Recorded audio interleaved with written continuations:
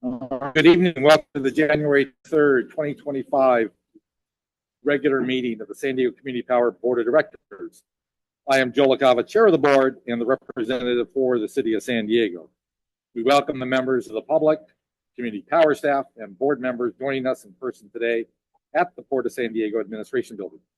I will now call the January 23rd regular meeting of the Board of San Diego Community Power order. Mari, please call the roll. Director Aguirre? Here. Director Insunza? Present. Director Schaefer? Here. Director Suzuki? Here. Director Yamani? Here. Vice Chair Lassen-Remer? Chair LaCava? Here. Mr. Chair. And then Vice Chair Lassen-Remer, you have a statement to read? I do. I'm participating in today's meeting remotely under recent amendments to the Brown Act due to childcare, preventing me from participating in person.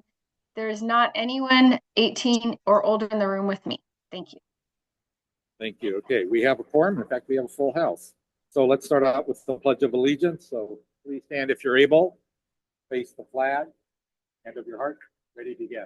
I pledge allegiance to the flag of the United States of America and to the republic for which it stands, one nation, under God, indivisible, with liberty and justice for all. All right, let's start with our land acknowledgement. We acknowledge that this meeting is taking place on the land of the original inhabitants of the greater San Diego region. A land acknowledgement is a critical step towards working with Native communities to create meaningful partnerships and inclusion in the stewardship and protection of their cultural resources and homelands. Let us honor these ancestral grounds that were the traditional land of the Kumeyaay. With that, as we do every month, it seems, we'll introduce new community power staff. So if you wouldn't mind coming up, introducing yourself, we'll start out with Brittany Smith, Senior Cybersecurity Analyst, who is not here today. Okay, we'll go with Amy Blitz at Information Technology Systems Analyst. Hello, my name is Amy Biltz. I'm the new IT system analyst. I'm very excited to join the SDCP team. I am for the past 30 years. I grew up in North County, and then I also lived in Mission Bay, Amir Mesa, and I now call Chula Vista home. I'm excited to contribute to the community. Welcome aboard. I see that Brittany is now online. So Brittany, introduce yourself. Let us know a little bit about it.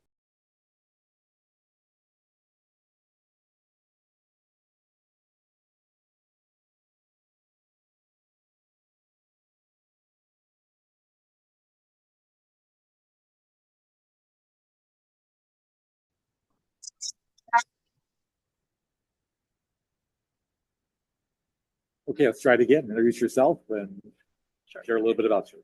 Sure. My name is Ruby Laity, and I'm the new Assistant General Counsel for San Diego Community Power. I've been in the agency for 1 week.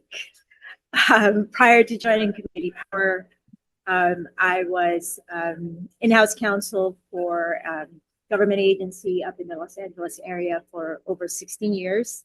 And for the last 10 of those years, I was doing that work as a resident of the city of San Diego. So I can't tell you how glad I am to finally be down here for work and to be joining this very dynamic team at Community Power. These are exciting times for the agency, and I'm very excited to be part of it, and I'm excited to help the agency achieve its goals. So thank you so much for your time. All right. Welcome aboard. I'd also like to take the opportunity to welcome new board members to Community Power, and we'll ask you to introduce yourself and a little bit about you. Luke Schaefer, City of Encinitas. Good evening, I'm Luke Schaefer. I want to say thank you for having me. I'm from the City of Encinitas, District 1 Council Representative up there. Been on board for about 5 weeks now and learning fast, quick, and in a hurry. So born and raised in North County and Encinitas, and I'm lucky enough to come back there and have a chance to now serve the citizens in the town that gave me so much. And then obviously with commissions and boards and stuff like that, like this one, to give back to the greater San Diego area. So thank you very much for having me, and look forward to doing good work. Congratulations on your election and welcome aboard. Go next to Councilmember Michael Nzunza, City of Chula Vista. Hey, everybody. Michael Nzunza, born and raised in Chula Vista. Both my wife, most of our careers, we've been education administrators. My kids attend Olympian Public School in my district, and have some background and served as a commissioner for both the city and the county of San Diego. And I spent some time as district director to County Supervisor Gray Cox in my earlier years, but I'm very happy to be here. Terrific. Welcome aboard. And we'll go to Councilmember Genevieve Suzuki from the City of La Mesa. Thank you. You can call me Jen. I'm from La Mesa. I'm actually raised in Hawaii, but moved to La Mesa when we had our daughter, who is now 15, and I have a 9-year-old. I'm a family law attorney, but this seems much more fun than court. I look forward to meeting everyone in person, but also speaking with staff and learning from everyone here. And I would like to respectfully disagree that Chula Vista is the best part of the county. No, this county is great. You could put 10 La Mesas in my district, and I'm still bigger. But not our heart. But you guys have the cool coffee shops. I'll give you that. You guys have great coffee shops. Thank you. So with that, we also want to recognize that we had one departing board member. We want to thank Mayor McCann for his years of service to community power.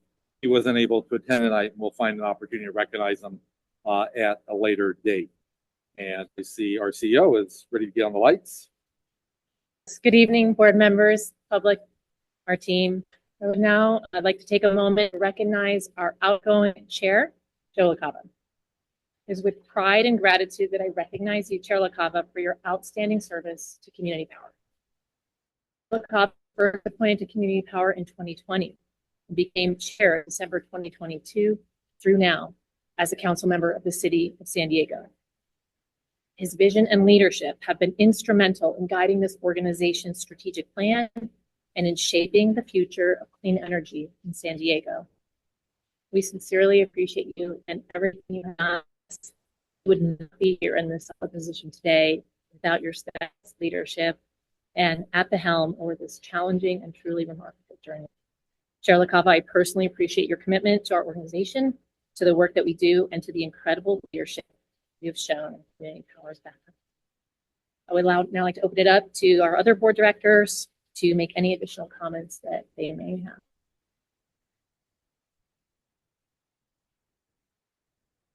My hand is up. Supervisor Lasse Reamer. Hi, thank you all.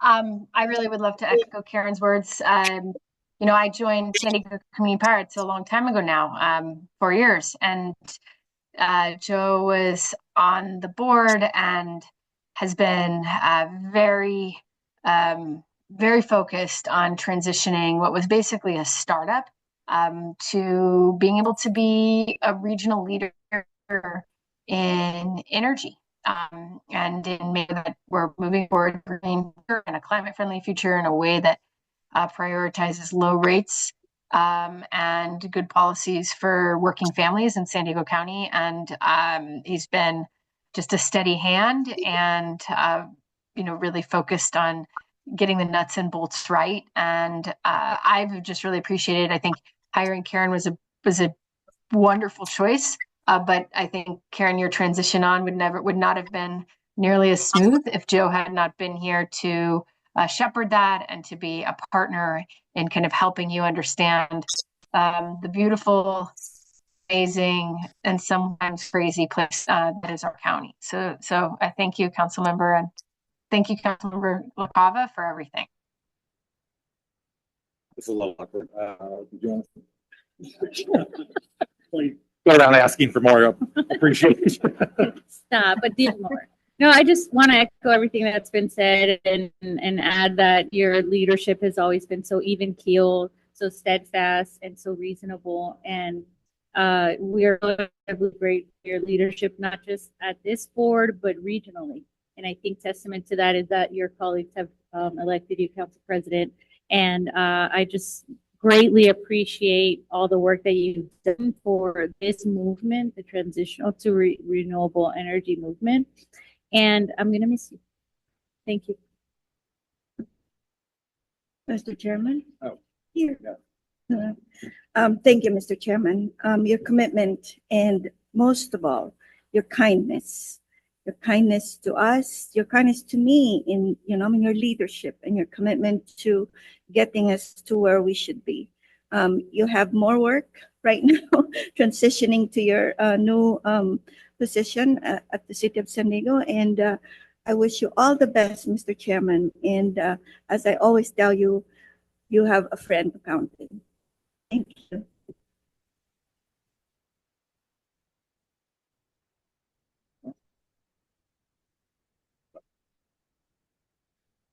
Okay. Well, I'd now like to invite all the board members to come up to the front of the dais as we give out the proclamation and take a photo.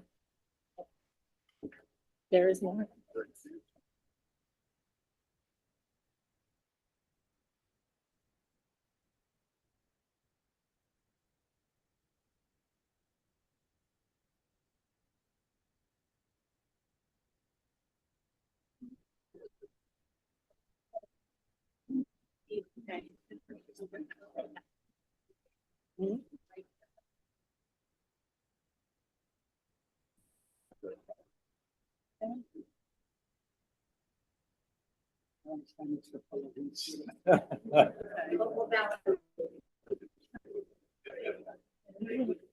Photo first and then.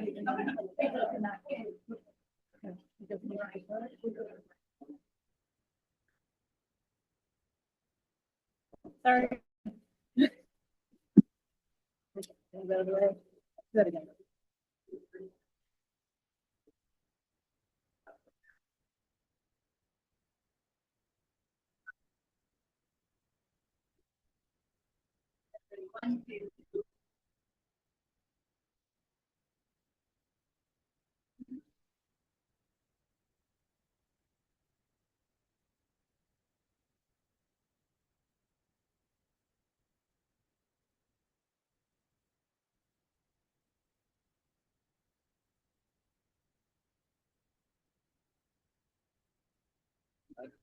All right.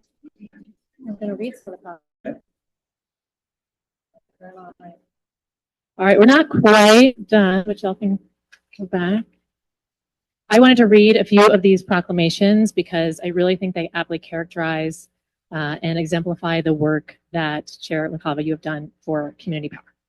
Whereas the chair of the board of directors from December 2022 through January 2025, Joseph LaCava provided exemplary leadership and vision in advancing the organization's mission to deliver clean, renewable, and affordable energy to the region. And whereas under Joe LaCava's leadership, Community Power has expanded its programs and services, empowering, fostering sustainable energy solutions that continue to contribute to reducing carbon emissions, combating climate change. And whereas Joe LaCava has championed policies that prioritize environmental justice, equity, and inclusivity, ensuring that all communities benefit from clean energy initiatives and economic opportunities in the energy transition. And through collaboration and transparency, he has strengthened partnerships among member agencies, stakeholders, and communities. And whereas Community Power is grateful to Joe LaCava for his steadfast commitment to advance a more equitable and sustainable future for all, and he will be deeply missed as a member of the board of directors. Now, therefore, by the board of directors of San Diego Community Power, he commends and honors Joe LaCava's accomplishments and expresses gratitude for his service. Thank you again. Thank you for remaining as our board alternate, and you will always be a part of the Community Power team.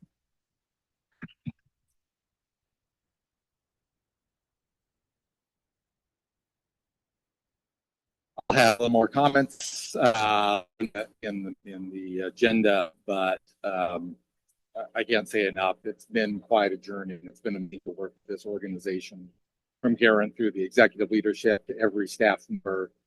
Your commitment, your passion, Community Power has been rather extraordinary. and your openness and transparency, your willingness to talk and educate us in this complicated energy field that we operate in is just rather extraordinary. You will miss me. I will miss you all very, very much. But I do have a new council member taking my place, but I did put myself as the alternate, so I won't be too far away. So I look forward to the continued progress that Community Power is going to do. I almost gave half the speech, but I'll save a few more things along the way. All good. Thank you. All right.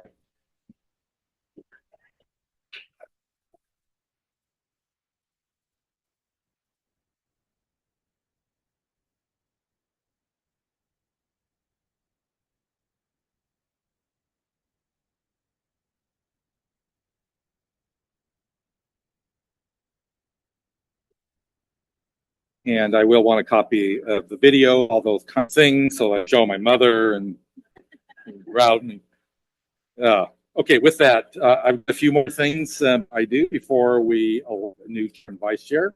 So first order of business, are there any items to be added or withdrawn or reordered on the agenda? No, Mr. Chairman. Not seeing any. All right. So now we'll go to non-agenda public comment. I want to note that written public comments submitted before the board meeting were emailed to all directors prior to the board meeting and will be posted on the website at the beginning of the meeting. Mari, do we have any non-agenda public comment? No, Mr. Chairman. So moving right along, we'll go on to the consent calendar. There are 9 items on the calendar. There is the approval of the December 12th, 2024 meeting minutes, and then receive and file of the treasurer's report for period ending November 30th, an update on programs, an update on power resources, an update on customer operations, an update on human relations, an update on marketing, public relations, and local government affairs, an update from the Community Advisory Committee, as well as approval of the 2025 Community Advisory Committee work plan. Are there any directors that would like to pull an item from the consent calendar? Not seeing any. Mari, do we have any public comment on the consent item? No, Mr. Chairman. All right. So I'll turn it over to the board members for comments, and we will need a motion to adopt the consent items. Move to adopt, Mr. Chair. Do we have a second? I'm happy to second.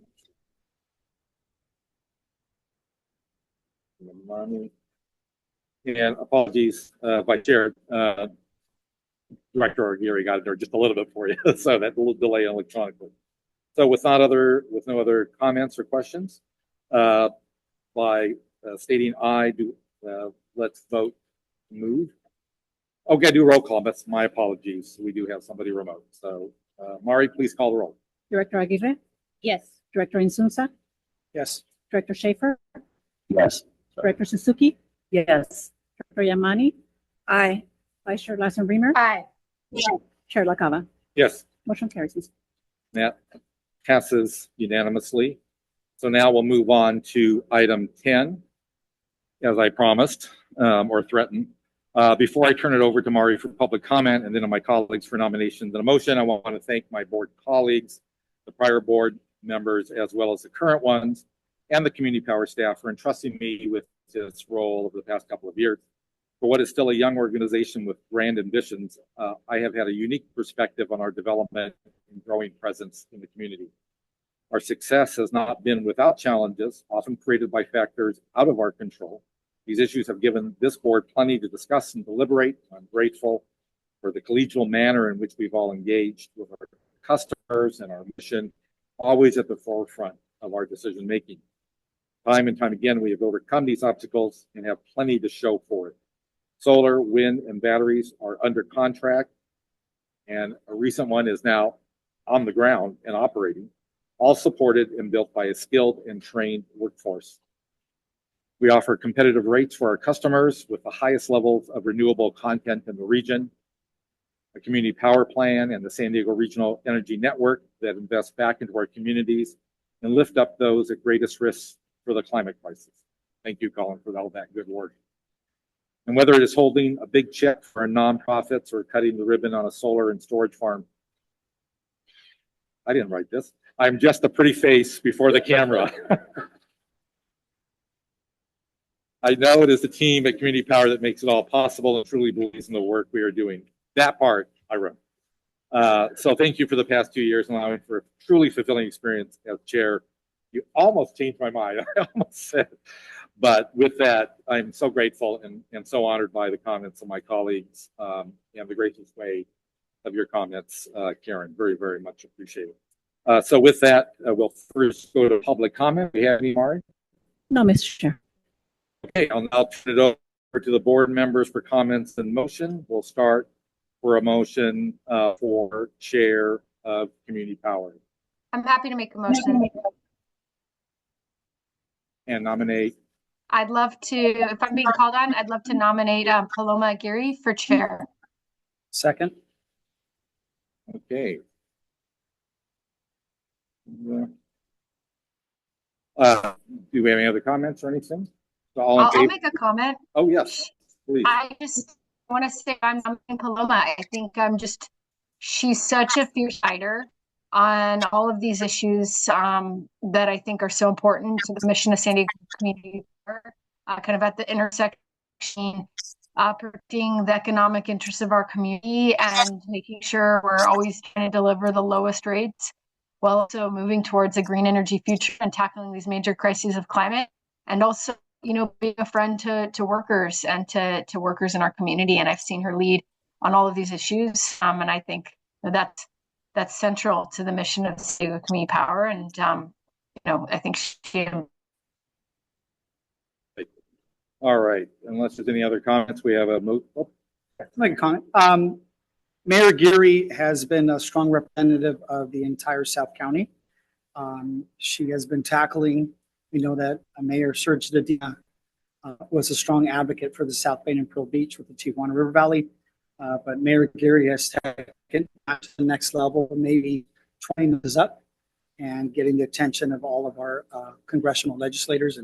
And I think her advocacy as an environmentalist goes hand in hand with clean energy, and I think she's the right person to lead us in the county. Through the chair, yes. don't be fooled. Mayor Perry, I'd seen her, head on with a leadership in Mexico when we went to the binational advocating for South County.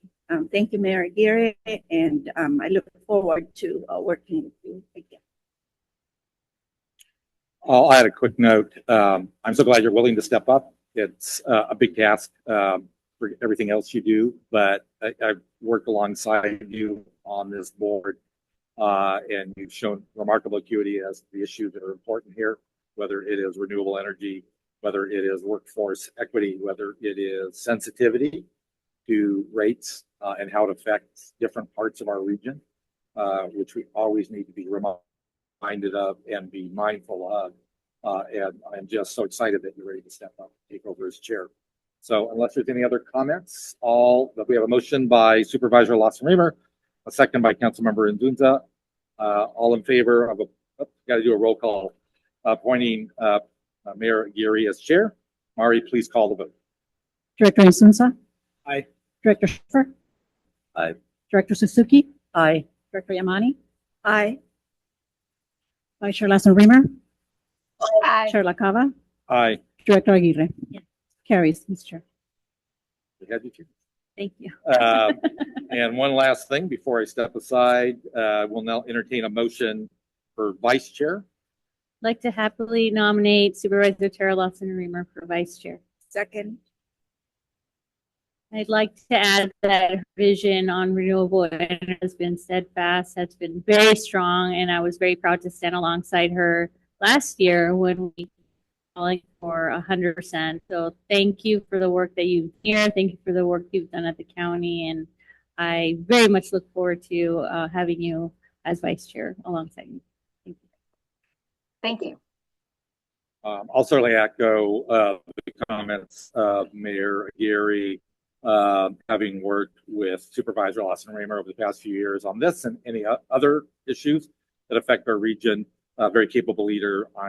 Congratulations. I'm grateful for your re-election to the supervisorial seat. We need good, strong voices such as yourself that believe in what the mission of community power, renewable energy, environmental concerns, worker protections, and all the other things that are so critical. Make sure our region's a success for everyone who lives and works here. So with that, not seeing any other hands raised. We have a motion by Mayor Geary and a second by Councilmember Deputy Mayor Yamani to appoint Supervisor Lawson Reber as the vice chair. Please call the roll, Molly. Director Aguirre? Yes. Director Insulza? Aye. Director Schaefer? Aye. Vicky?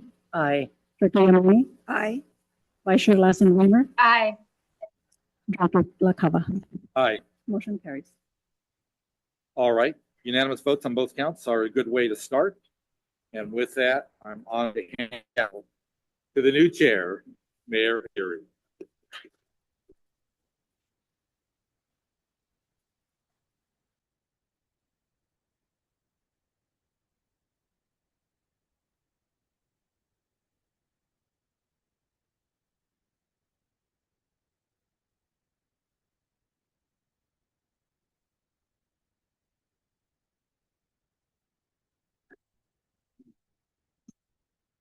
Okay, great. Thank you so much. We're going to move on to item number 11, appointment of a member to the Finance and Risk Management Committee.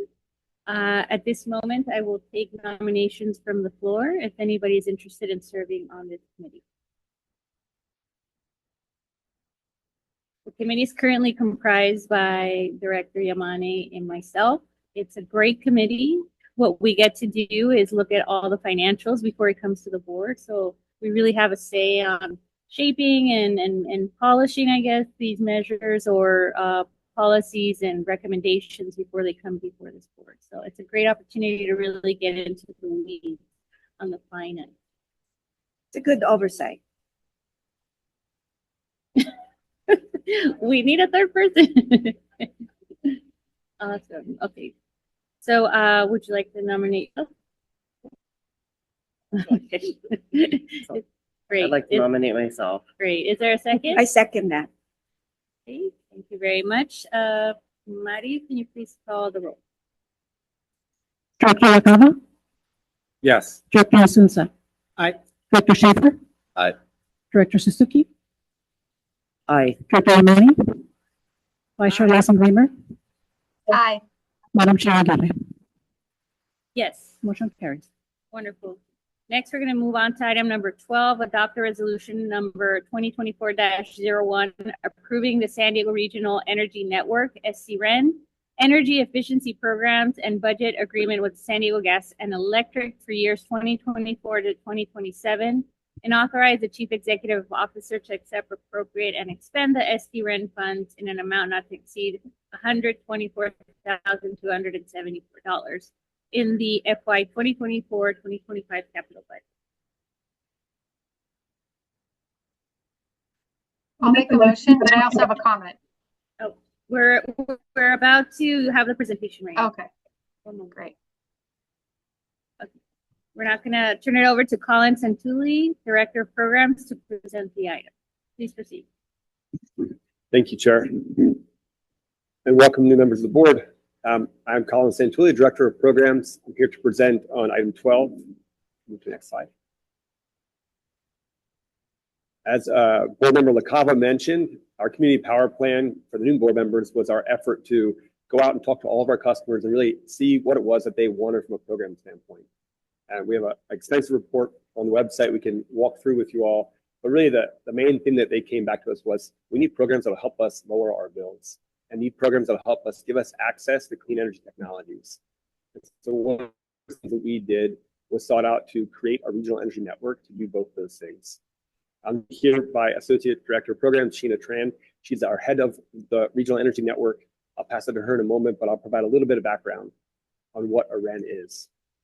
So going back to 2012, the California Public Utilities Committee determined that not just investor-owned utilities should be the entities offer energy efficiency programs. So the CPUC decided local governments could fill a role and serve customers who had not been taking advantage of programs. So they created the regional energy networks. And as you'll see on the slide, Many RENs were created out the state, except for that lower left corner of the state, that gray area.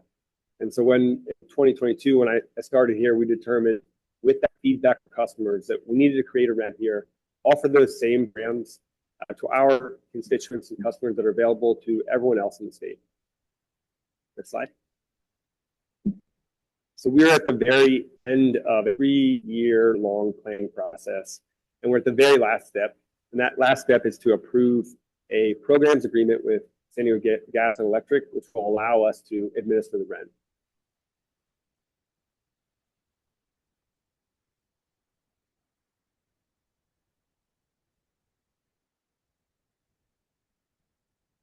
I can talk through that time while the slides are back up. Like I mentioned, we started with planning and went through an extensive the engagement process, at which point we brought on Tina and went out into the community to really get feedback from our customers again on what that regional energy network should look like. And so at that point, I'll pass it to Sheena to come talk through the engagement we've done and the motion turning that.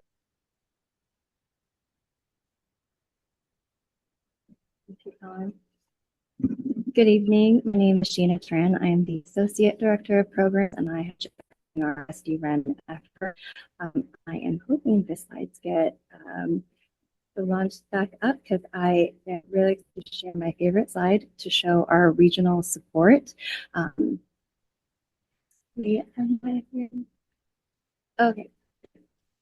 I can get started. When the slide gets launched, you will see the support that SD-REN receives. So as Colin mentioned, in 2023, we developed the SD-REN business plan application. And as part of finalizing that application, we were able to include 44 letters of support from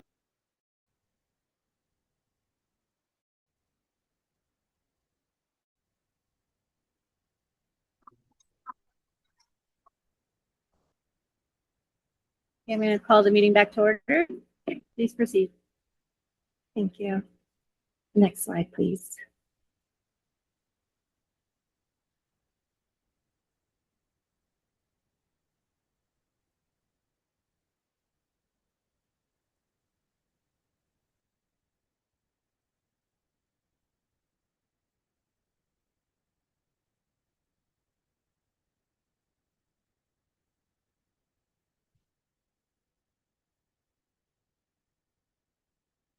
There it is. All right. As I was saying, as part of our application, we were able to include 44 letters of support from a range of regional stakeholders, from public agencies to community-based organizations to environmental groups and businesses, as you see depicted on this slide here. And I really enjoy sharing this slide because it illustrates the diversity of organizations in the region that together support a single initiative, which really speaks to the importance of what we're trying to accomplish through SD-REN. Next slide. So in order to accomplish all great work we set out to do, one of the first steps was to create a structure that allows for the expeditious distribution of resources to underserved communities and also includes a forum for ongoing regional discussion. So as the California Public Utilities Commission requires that new RENs represent at least 2 local government entities, and because SD-REN service territory encompasses the entire county, thought having the County of San Diego as a partner was the most fit voice for this collaboration. And they have been an incredible partner throughout the entire REN formation process, and we look forward to continuing our work together to oversee and administer SD-REN programs. So you'll see here to the right of the diagram, we have the advisory committee, which is made up of local and regional governments, community-based organizations, nonprofits, and others that have a vested interest in energy reduction or energy efficiency. And then the day-to-day operations, as well as the regulatory and fiscal responsibilities, are led by Community Power. Next slide. These are our 3 core values. The first is focused on integrating a collaborative and purposeful investment in the region's underserved and hard to reach communities. The second is focus on workforce development. And the third core value is to be a trusted local resource to coordinate on regional policy, partnership, and programs. Next slide. This is the list of our 10 approved energy efficiency programs, which were designed with our core values as the foundation. So since our approval in August 2024, we've been preparing to launch these programs that serve the audiences listed here, which include renters, small businesses, commercial communities, and others. We also have dedicated programs focused on workforce development specifically. The program services and incentives vary from program to program and are meant to fill programmatic gaps in the region. Excited to launch these programs and to bring services and offerings to those who need it the most. Our final administrative step, as Colin mentioned, is to execute the pros and budget agreement with SDG&E, which codifies the payment structure, allowing us to receive the funding that the CPC approved for SD-REN. Next slide. So here is a summary of what the agreement includes, which defines roles and responsibilities. It enables SDG&E to make payments to community power for the SD-REN funds through 2027. Next slide.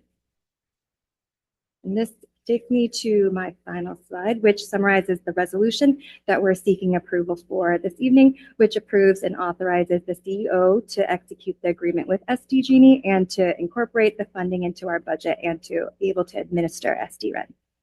Thank you. Thank you so much. We're now going to turn it over to public comment, if any.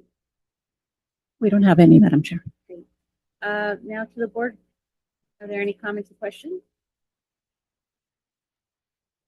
I just wanted to comment and is that a recognition? Did you recognize me? Sorry, I don't want to talk. Yes, please proceed. Okay. Sorry. Thank you. Yeah, I just wanted to thank the team. I know how much work this took, and I think it's a very, very good job. This is just really good news. I think it's one of the many, many reasons we needed San Diego Community Power so we could move forward with programs like these. We were obviously, as your map showed, being completely left out statewide in our little corner of gray, and just great work. I know how hard you all have worked on putting this together. So thank you. And I'm just excited. Thank you, Vice Chair. It's very exciting indeed and long time in the making. So thank you to our staff for all of their work. Seeing no additional requests to speak. Yes. Do we have a motion on the floor? Yeah, I'll move to approve the staff recommendation and enter my comments as I kind of stated earlier, but thank you for the very good work. It was remarkable that we were somehow left out of this conversation for a long time until Community Power recognized that gap. I think it's worth repeating that CUP approved the application in record time, which for function could have taken a long time. I think it really speaks to the quality of the application, the effort you put into this. So well done. We are very fortunate. And those people that will benefit from this program are very fortunate. They'll have that extra access to be a little more energy efficient and to really become more electrified in their homes and hopefully reducing their utility bills every month. With that, I will move the staff recommendation. Is there a second? A second. I'm going to read into the record the motion. The motion has been made by Director LaCava and seconded by Director Yamani to adopt resolution number 2025-01, approving and authorizing the Chief Executive Officer to execute the San Diego Regional Energy Network Energy Efficiency Programs and Budget Agreement with SDG&E, and to negotiate and execute any amendments, extensions, or renewals of such agreement. As found in attachment B, and 2, to accept, appropriate, and expend the SD-REN funds in an amount not to exceed $154,274,206 in the FY 2024-2025 capital budget and FY 2025-29 capital investment plan, and take all necessary action to administer, monitor, manage, and ensure compliance with the agreement and negotiate and execute contracts with third parties to implement the agreement or use of funds. Marty, please call the roll. Director LaCava, Yes. Director Insulza, Yes. Director Schaefer, Yes. Director Suzuki. Yes. Director Yamani, Yes. Vice Chair Lassen Reimer, Yes. Yes, motion carries. wonderful. Next, we're gonna move on to item, thank you, Lisa. Next, we're gonna move on to item number 13, approval of power purchase agreement portfolio with Lumina California Devco I LLC. Morgan Adams, Senior Development Manager, and Byron Vosper, Chief Commercial Officer will present the item. Thank you. Good evening, directors of the board, new members, party members, Chair Gary, congratulations. Byron Vosberg is actually not available to present tonight, so I will be presenting one here. So I'll be here for the next 2 months. I'm here to present request approval for 2 long-term power purchase agreements. Hopefully this first slide here will help set the stage a little bit, especially for some of the new members of the board. So in addition to our top level goals to be 100% renewable by 2035, one of our lower level goals is to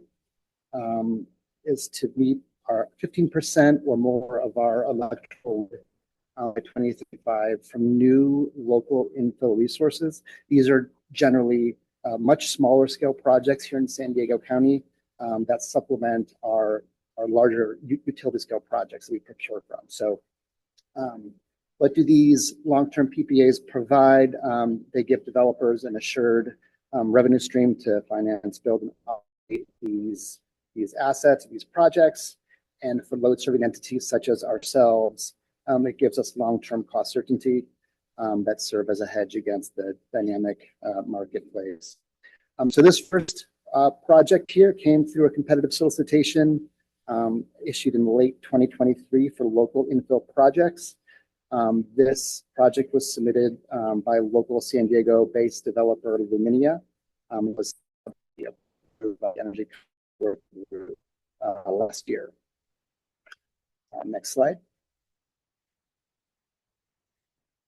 So this is actually for a portfolio of PPAs. There's 4 PPAs and a separate associated agreement that I'll do in a second. So this is a portfolio of 4 rooftop PPAs on commercial rooftops. They range in size from 500 kilowatts to about 1.5 megawatts at each site. There are 2 sites in Chula Vista, one in the city of San Diego, close to Rancho Bernardo, and one down in unincorporated county, close to the border in the R.J. Donovan Correctional Facility. Next slide, please. So just a couple key terms that I wanted to highlight here. First of all, these agreements are for energy and for the renewable attributes that come from those projects. They are for a fixed 20-year term. They have a guaranteed commercial operation date of March 31st, 2027. And then just a couple other contractual points I wanted to highlight. One is. Please proceed. Thank you, Chair. First of all, there would be financial damages paid to Community Power for failure to meet certain requirements, such as hitting guaranteed commercial operation date or not meeting certain performance requirements from the projects over the whole 20-year term of the contract. Also, just to clarify, because this is a portfolio of 4 rooftop projects, we are seeking approval of 4 PPAs, one for each of the sites, as well as a framework agreement that will manage the terms of the agreement at more of a portfolio level. And this framework agreement also governs a process by which the 4 sites can be swapped out during 2025 during this development period. If one of the sites becomes untenable, for example, it could be swapped out with an alternative site. So that's the intent of the framework agreement that we're seeking approval for as well today. So in total for this item, 5 contracts, 4 PPAs, 4 rooftops, and 1 framework agreement. that governs the portfolio. Next slide, please. Through the chair. Yes. Can I ask a question? Sure. Adam, right? Morgan, Mr. Morgan Adam. Mr. Adam, sorry, two names. What's the economic benefit again? Did you mention that? The economic benefit is really cost certainty for the agency over 20 years. So, we don't, we enter into these power purchase agreements. One of the main purposes is to hedge our risk so that we have cost certainty for these contracts over the 20 years, as opposed to riding the market, for example. Does that make sense? Yes, thank you. Yeah, you're welcome. I don't think I introduced myself in the beginning. My name is Morgan Adams, Senior Manager of Local Renewable Development. I'm part of the Power Services team. Thank you.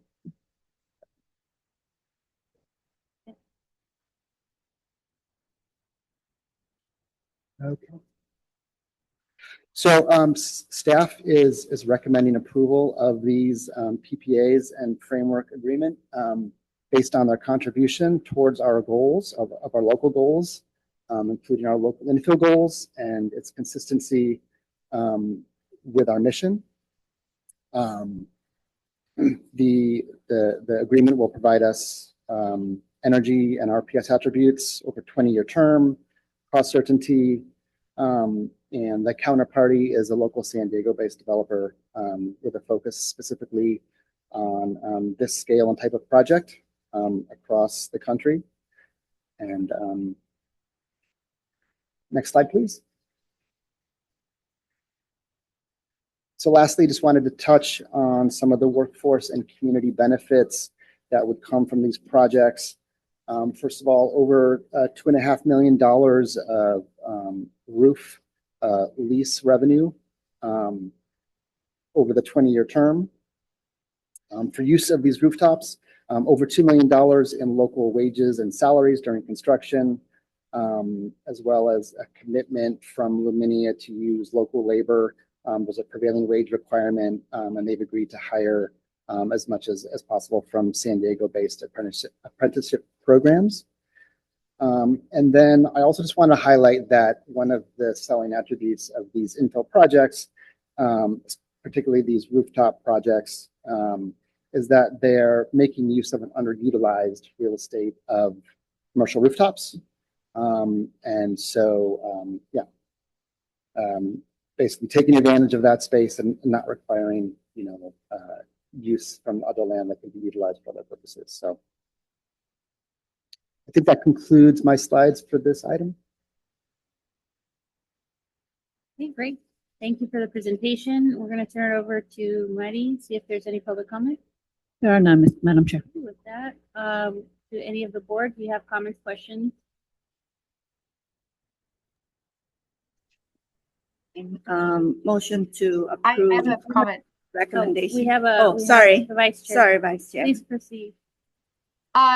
Again, honestly, this is amazing. I know when we kind of started on this road, Karen was cautious, as she in all the best ways, and kind of cautioned us to manage expectations. And I think the team has just done a tremendous job of finding these opportunities and moving forward with these goals of being able to really try to figure out how to, meet our renewable energy goals in a way that, kind of takes advantage of all of the infill and all of the rooftop and partners with our local businesses and residential. So I know you all have worked very hard. I think we should, frankly, this is for our comms team. I'd love us to do a better job of uplifting this work in particular, because it feels very special. I think we're like at the forefront of all of the community power organizations in terms of this kind of work. Maybe I'm wrong, but that's how it feels from what I'm seeing. And I'm just very grateful for how hard you guys have worked to make this happen. So thank you. Very well. And that's a motion. That's a motion. Great. Vice Chair. Director Yamani, do you want to second? You want a second? Great. And I'll just add, I'm very appreciative of the community benefits and the workforce provisions of the plan, including local hires and prevailing wage. So with that, we're gonna call the roll. Director LaCava, Yes. Director Insunza, Yes. Director Schaefer, Yes. Director Suzuki, Yes. Director Yamani, Yes. Vice Chair Lassen Reimer. You're muted. Vice Chair. Vice Chair Lassen Reimer, you're muted, I think. Can you hear us? Not important. Sorry. And Chair Aguirre. Yes. Motion carries. Great. Next, we're going to move on to item number 14, approval of power purchase agreement with Lumina California DevCo 4 LLC. I'm turning back over to Morgan. Thank you, Chair. A lot of this will be repeat, but some important distinctions here. So this is same developer. However, this power purchase agreement, next slide, we can go ahead and advance to the next slide, please. Thank you. So this is for a single site as opposed to a site of 4. This came through a different solicitation as well. This was for a solicitation specifically seeking proposals to participate, local infill projects to participate as part of our Solar Advantage program. I'll talk a little bit about that program, what that means in a subsequent slide. Next slide, please. Okay, so this project again is at a single site located at a retail center in Chula Vista. The project is 1.7 megawatts in total of solar PV, consisting primarily of rooftop solar with some solar canopy parking as well. It will be the first, or would be the first project if it is approved to be contracted as part of our Solar Advantage program. The Solar Advantage program is part of a CPUC program called DAC-GT. I'll get into some more details of that in a subsequent slide. But just to tease a couple of the benefits from the CPUC program is that the funding helps subsidize a few things, but a couple things I wanted to highlight. One is it helps subsidize all above market procurement from this PPA, as well as funding 20% electricity bill discounts for a number of our low-income residential customers in our communities.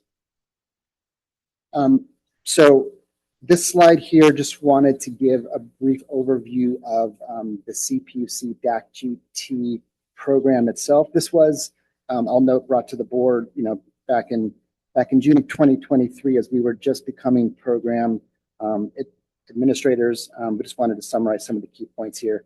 So again, this is a CPUC funded program. It's known as the Disadvantaged Communities Green Tariff Program, or DAC-GT. At Community Power, it exists under our Solar Advantage program umbrella and branding. So we became program administrators in 2023. We were granted an allocation of 20 megawatts total. This PPA that I'm proposing here resulted from our first round of solicitation. The overall intent of this program from CPUC is to offer low-income customers access to 100% renewable energy at discounted rates. The program is fully funded by the CPUC. Again, it includes subsidization, basically making us whole for any above market procurement costs through the power purchase agreement, as well as funding the 20% bill discounts to care and FERA customers throughout our territory. Those customers will be auto-enrolled in these discounts as soon as the projects come online. This project itself at 2.7 megawatts is expected to benefit over 750 qualifying residences here in the community. So I'll also note that this year we'll also be running our second round of solicitations as we work towards fulfilling our entire 20 megawatt allocation. Next slide, please. Very similar key terms to the last PPA. There's damages for failures to meet key operational requirements. There's no framework agreement as there's no portfolio here. I guess I'll just note that one distinction here is that the agreement itself is contingent upon a subsequent approval from the CPUC. So the order of operation is we get approval from the board and then we send it up to the CPUC and then they approve it. And then the contract becomes effectual. Next slide, please. Again, staff recommends approving this power purchase agreement as well. It gets us incrementally closer towards our renewable and local goals. It provides us cost certainty and it takes advantage of available CPUC funding to help with procurement costs and provide bill discounts to our low-income customers. I've already sang the praises of Luminia, so I won't repeat that. Next slide, please. In terms of workforce development community benefits, this project will contribute over $1.75 million of rents and improvements to the retail center over the term. It'll bring in over $1 million in local labor wages and salaries. Same commitments to using local labor, prevailing wage, and local apprentices. And then I'll also note that since this is essentially a community solar project that will provide 100% renewable discounted energy to San Diego residents, the developer has committed to working with both the shopping mall owners and the city of Chula Vista for outreach and education through the project. Lastly, again, these info projects, this one, rooftops and parking lots, make efficient use of existing development. And so that's an additional benefit. And look forward to hopefully this project coming online as well as the rest of our approximately 17 megawatts of allocation in subsequent rounds. That concludes my slides. Thank you. Great, thank you, Mr. Adam. Do you have any public comments? No, Madam Chair. None. Any board comments or questions? Mr. Director Morris? Yamani. Which shopping mall again? What's that? Which shopping mall in Chula Vista? Chula Vista Center. Thank you. Thank you, Ms. Any additional questions or comments? Move for approval for staff recommendation, Madam Chair. Second. Really, we still have a comment? Okay. So we have a motion to approve power purchase agreement with Luminia California DevCo 4 LLC with by Director Yamani, seconded by Director Nzunza. Please call the roll. Director LaCava, Yes. Director Insunza, Yes. Director Schaefer, Yes. Director Suzuki, Yes. Director Yamani, Yes. Vice Chair Lassen Weimer, Yes. Chair Aguirre. Motion carries. Great, next we're gonna move on to item number 15. Approve a contract with Maher Accountancy for general accounting professional services in an up to amount not to exceed $1,185,000 from February 1st, 2025 through January 31st, 2028, and for two optional one-year extensions for a total up to amount not to exceed $2,069,700, and authorize the Chief Executive Officer to execute the contract. Dr. Eric Washington, Chief Financial Officer, will present the item. Thank you, Madam Chair. Good evening, directors, public, members of staff. I'm Dr. Eric Washington, Chief Financial Officer, Treasurer, and Deputy Chief Executive Officer at Community Power. This item is to continue our accounting professional services with one of the industry's subject matter experts through Maher Accountancy. Maher Accountancy has provided accounting services to San Diego Community Power since its inception, dating back to 2020. In November of 2024, we ran a request for proposals just to get a sense of costs for providing these services from other accounting service providers. And in December, we closed the collection of those proposals and made the selection. And Maher Accountancy was the obvious choice, given their background with Community Power, as well as their expertise and subject matter expertise in the area of serving community choice aggregators. We notified the firm of the award earlier this month, and we're at the point now where we are seeking the board's approval to execute on the contract.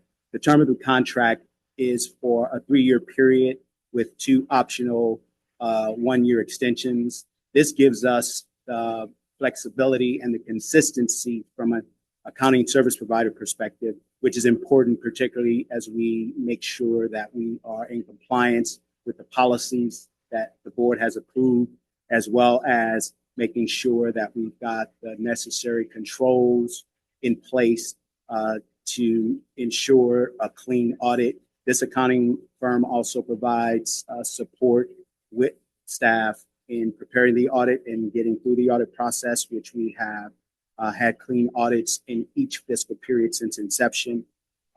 Just really high level, the monthly operational spend will be approximately $28,000 per month. The audit support in the amount of $16,000 on an annual basis, and then a contingency to support rescoping as San Diego Community Power has grown over the years. Also, our need and support from the accountancy service provider has expanded, so this provides us flexibility to continue to expand the scope on an as-needed basis to the extent of the coverage that this contingency will provide. And then also it takes into consideration an escalation clause to cover any cost of living expenses as well as other operational expenses through the term of the contract. So with that, that concludes my presentation, Madam Chair. I will turn it back over to you. Thank you. Thank you, Dr. Washington. Do we have any public comment? No, Madam Chair. Do we have any board comment? Through the chair, at our FMRC, this is the one that we had that The typo change? for 2027 instead of 2028, correct? Yes.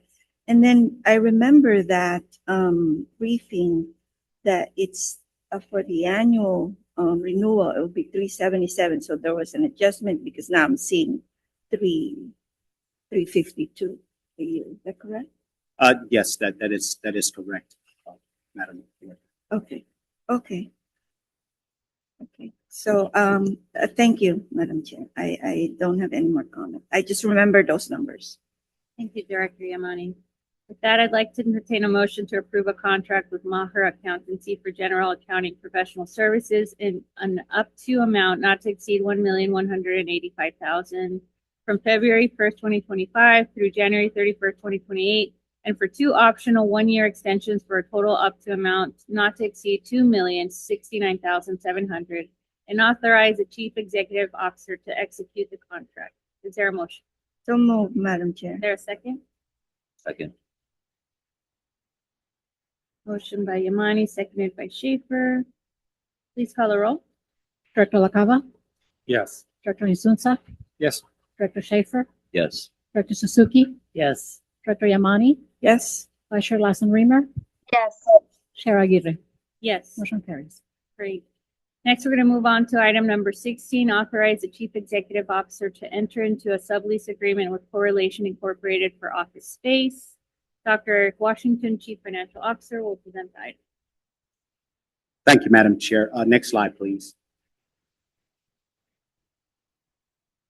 So this item is seeking approval to enter into a sublease to support the continued growth of San Diego Community Power as we continue to add to staff to execute on our mission.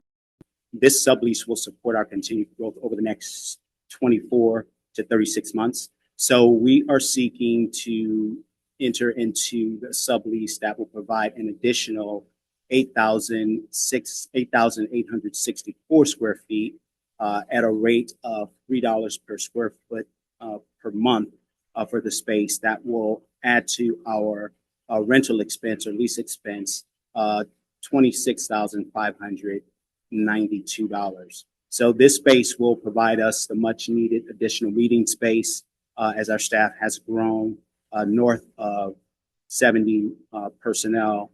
as well as provide dedicated storage. And the space is fully built out, so it's additionally, it's actually a space that we can move into and begin operations from day one. Next slide, please. Taking a look at our current lease, this lease provided us with 13,704 square feet at a rate of $3.75 per square foot, which supported our staff up through this point. We currently are spending $51,390 per month for this existing space. So as this slide depicts in the illustration, just the periodic growth that our organization has experienced since 2021. And based on the positions that are already approved in our budget, that will push us to 80 full-time employees and potentially exceed that head count as we continue to grow. So this space will certainly give us the space that we need to grow into and not have to incur a moving cost to take that space on. The next slide, please. So this slide essentially overlays the current lease as well as the proposed lease to give us a sense of what our spend will be. So the amount for the new space will cost us $638,000 per year annualized, and the combined amount for the current lease and the proposed lease will take us to a footprint of 22,568 square feet at a cost of $77,982 per month, with an annual rent spend of $935,784 per year. So wanted to make sure that I talk through those numbers and talk through some of the benefit of us taking on this additional space. The points that I would add, we were able to negotiate a lease rate of $3 per square foot, down from the asking price of $3.50 per square foot. The space is fully built out, so there would be no additional incurred cost to build out the space. It's fully furnished, so there would be no additional incurred cost for that. And after conducting a survey of current market rates for Class A office space, for us to move into a Class A office space would cost us anywhere from $4.35 per square foot, upwards of $4.65 per square foot, which would exceed the amount that we're able to take down this space for to support our needs over the next 24 to 36 months. So with that, Madam Chair, I will conclude my presentation and turn it back over to you. Thank you. Thank you, Dr. Washington. Do we have any public comment? No, Madam Chair.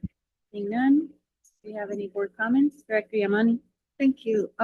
Did you say there was a survey that happened for this, that we did? Can we see that survey? I did not include that in the presentation, Madam Director, but I'm happy to share those numbers with you. But I will say we reached out to CB Richard Ellis that provided us with market data, as well as JLL service provider, commercial real estate service providers, to also get information on market rates. And that's where that data originates from. So we did a survey from a commercial firm. Yes, that is correct. And there were two of them. Yes. But those reports were not included here. Because I'm looking at 22,000 square feet. You said I wasn't here with the first contract of 56,000 for that 13,000 square feet. And then now an additional 8,000 square feet that will account to about $78,000 a month for a lease. Through the chair, Madam CEO, what is the administrative policy for you to with regards to employees coming to work? Are they still on hybrid, or are there other, or are they all in person now? We do have a hybrid schedule. We expect our team to be in the office 3 days a week, with Mondays and Fridays. Sometimes, there are not always a lot of folks in the office on those days, but we do use those days for team meetings and events as well. Thank you. Dr. Washington, when we did the survey, was it focused on that location only, or did we find, because, being in the real estate industry, there are a lot of commercial properties right now that are available due to downsizing or hybrid, personnel presence at the office. So I just wanted to see how that survey is, and how did we do? Is it a 1 mile radius circumference from where you want it to be, or is that the place where we want it to be? Is it, what's the percentage of this amount? Because for me, as a disadvantaged community, 9,000, almost $1 million a year of rent, how can I explain that to my ratepayers? Is this the place where we should be? Are we being prudent? Are we doing are we getting the best place for our money? Or I'm just trying to be prudent, because I'm looking at this amount, and I know with a 1.2 billion budget, $1 million is a pen in the bucket, but I'm just being prudent and conservative, maybe, as a real estate professional, to look at. I like to see that survey. I like to see if we are really, if that's really where we should be, or if there are other places that we can be with that will be included in that survey, or is that the only place that you had that survey? I just wanted to be conservative about this. Yes, that's an excellent question, Director Imani. Thank you so much for asking it. So the survey covered not only the location that we're currently in. We're currently located in Liberty Station. This survey included looking at similar size space in downtown San Diego, as well as locations in Mission Valley. Those spaces gave a variance of market data in terms of rates. Many of those spaces were in shell condition and not built out. Some were in need of renovation or cost to bring them up to code in some instances, as well as modernization. So we did look at areas outside of Liberty Station. And I appreciate your comment with regard to being prudent in our spending. One of the things that I really hold close to heart in terms of making recommendations to our leadership team from a fiscal perspective is to make sure that we are spending those ratepayer dollars efficiently and effectively, and making sure that we can get the biggest bang for our buck. So that being said, negotiating the lease rate down from $3.50 asking to $3 per square foot, not having to incur any additional cost to build out this space, which would cost us anywhere from $90 upwards of $125 per square foot to build out Class A office space. The space that we are in now and the space that we're proposing to add to that space is Class A office space in a location where there's more than efficient parking. If we were to go into a location in downtown, for example, parking would be an additional cost. And this proposal, based on the data that was reviewed from the surveys that I mentioned, is the most cost-effective approach for us in terms of taking on the additional space that we need to support the growth of our staff, allowing us to execute on our mission and our vision, and also reach our strategic goals. Thank you. So you said this is a turnkey. All we have to do is bring our stuff, and there's an office there. There's office there. Yes, Madam Director, that's correct. It's furnished. All the build out is done. The only things that we would have to make sure we installed in that space would be an expansion of the Wi-Fi that we have in our current office, as well as the lease would include the base rent plus utilities, similar to what we currently pay in the space that we're in now. Do you have an idea how much that utilities would run for per month? Because this is plus utilities. Do you have an idea what do we I haven't checked warrants, so I wanted to know what's our utilities per month to add to this rent. Madam Director, thank you again for that question. That's a data point that I would like. I don't know off the top of my head. We certainly have access to that data, and I'm happy to follow up with that. Okay. Let me rethink some more. Thank you. Any other comments or questions from board members? No, I'd say that this is from the brief I got from the staff briefing it seems like a great project, and from the numbers that we had and the fact that it's already ready, kind of to minimize staff disruption and cohesion and getting straight to the mission. I appreciate the research that's been done. I do appreciate the questions that's been asked. Quick question about the utilities as far as power. I mean, hopefully that either it's free or we find some way to figure that one out. But anyway, I'll leave my question. Thank you. Thank you, Mr. I do have a question about, you mentioned that moving location would be not just disruptive, but also incur a cost. Do you have an estimate of what that cost would be? If you would have to move entirely? That's a great question, Madam Chair. I can certainly report back to you on that cost. When we moved into the office space that we're in now, we did incur a moving cost, but we moved just a matter of a few blocks. But to move to another location, depending upon the location, that cost would vary. Because of the proximity of the space that we're proposing, we would not incur moving costs. And I know that was one of the things that was appealing about this application. That's correct, Madam Chair. Thank you for the question. Through the chair. Is this time sensitive, Dr. Washington? I'm sorry, could you Is repeat? this time sensitive? Were we given a deadline to make a decision on this proposal? So the lease, or at least we were negotiating a potential move-in of February.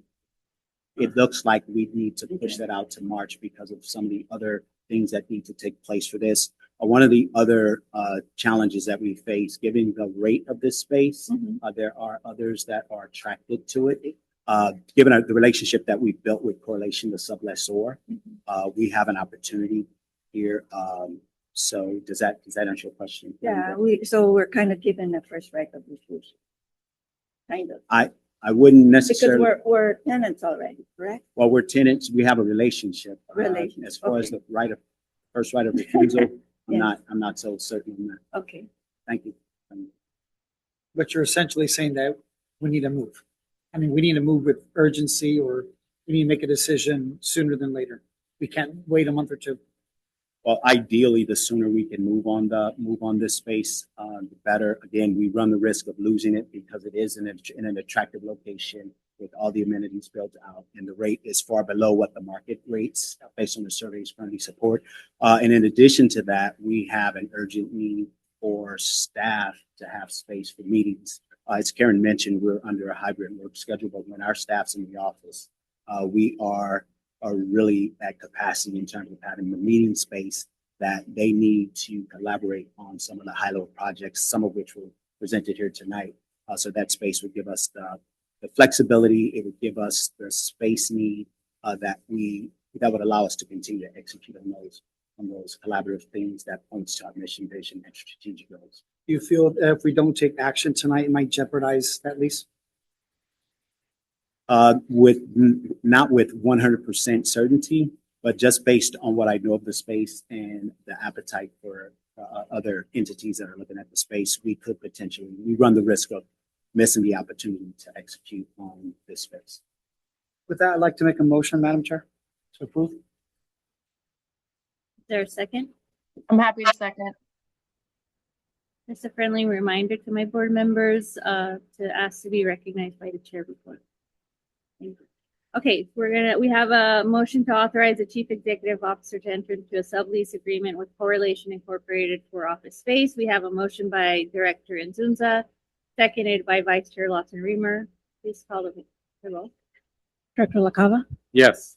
Director Insunza, Yes. Director Schaefer, Yes. Director Suzuki, Yes. Director Yamani, Aye. Vice Chair Lawson Remer. Aye. Chair Aguirre. Yes. Motion carries. Thank you all for the very fruitful discussion. We're going to move on to item number 17, approval of Community Advisory Committee appointment for the County of San Diego for the unincorporated area. We'll turn it over to Xiomali Crespo, Senior Community Engagement Manager. Good evening, Board of Directors. My name is Xiomali Crespo, Senior Community Manager here at Community Power. And Community Power's Joint Powers Authority shall establish a community advisory committee comprised of 9 board members. The purpose of the Community Advisory Committee is to advise the board and provide a venue for ongoing citizen support and engagement in our strategic direction, goals, and programs. The Community Advisory Committee is advisory only and does not have decision-making authority and receives any delegation of authority from the board. CCC includes 2 members from each member agency. In terms of the selection process, each board director will nominate a committee member, and the board shall determine between the selection by a simple majority vote. When considering appointments, the board directors should seek to ensure that the CAC represents a diverse cross-section of interest and skill sets, and should prioritize members more feasible from diverse social, economic, and racial backgrounds of all registrants within the service territory of Community Power.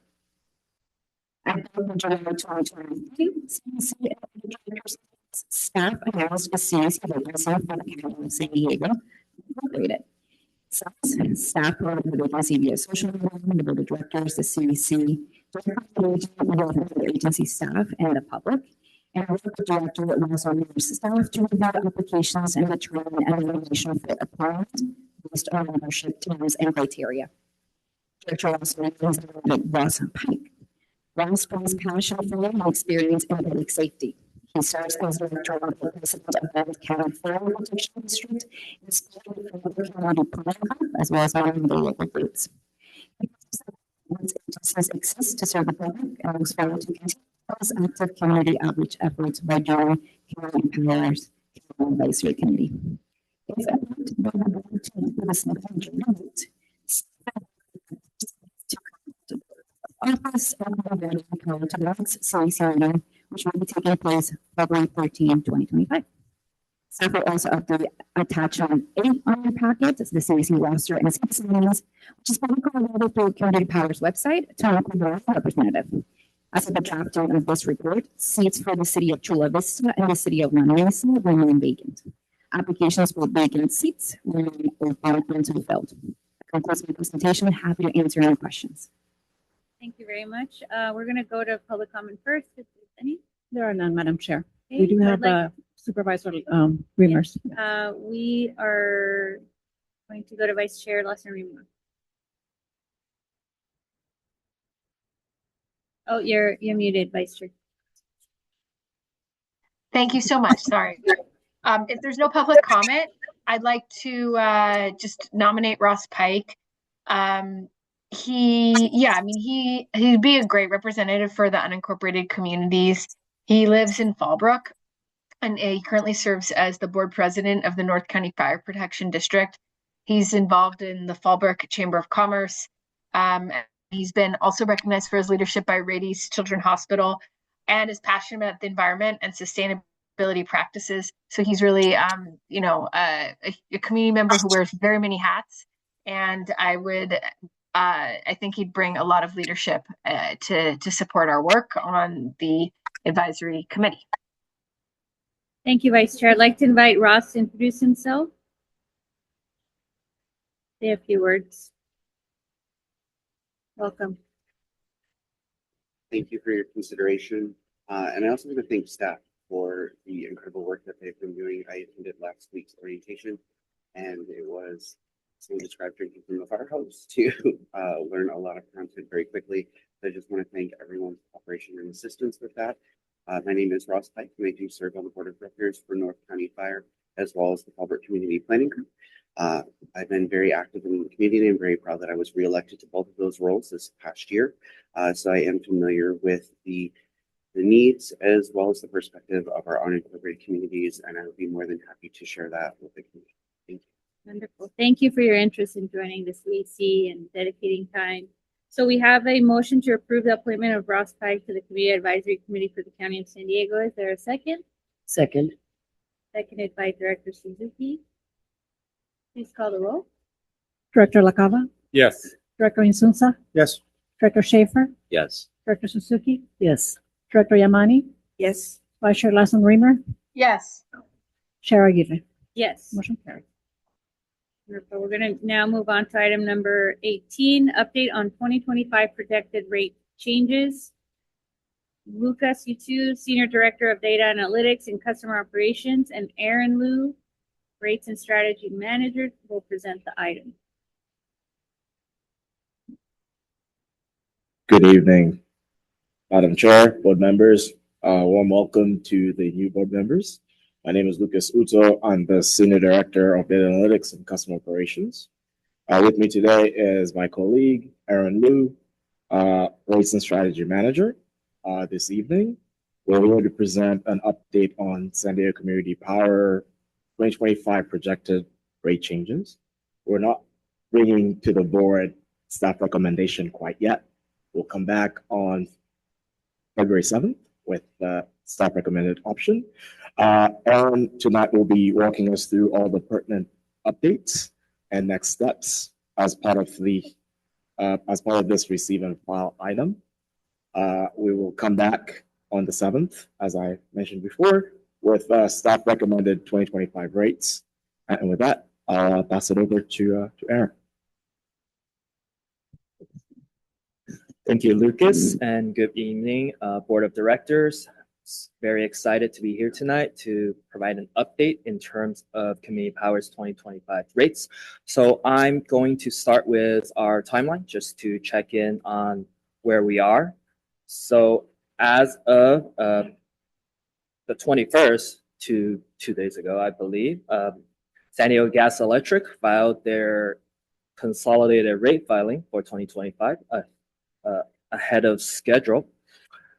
So with that information, we are currently, like Lucas said, analyzing the latest info from San Diego Gas Electric, as well as some of other rate-related data from that filing to help us to move forward in terms of Community Power's 2025 rate development process. In terms of the schedule, we are analyzing that info and we'll bring to the board proposed 2025 rates and scenarios on February 7th.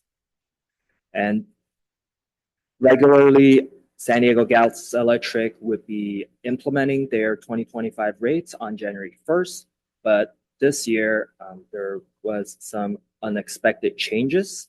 So San Diego Gas Electric requested from the Public Utilities Commission an extension to push back the implementation of their new rates until February 1st, 2025, and that's why their consolidated rate filing was also delayed accordingly. SDG&E requested for that delay because they wanted to avoid having additional rate changes, as well as avoid a rate volatility associated with multiple rate changes in order to fold in their general rate case impacts that was also delayed in terms of being adopted by the Public Utilities Commission. So over the holidays, the commission did adopt SDG&E's requests for extension. That's kind of where we are right now in terms of the timeline and why we haven't adopted rates for Community Power. Next slide, please. So moving into in terms of rate setting overview, it could be a refresher for folks as well, perhaps provide some additional insight. And then I will also give a high level overview in terms of rate setting development mechanics. So in terms of our rate development policy objectives, it was adopted in November 2022 by the board. And every time we go into the rate setting process, the rate development process, we try our best to balance all of these objectives.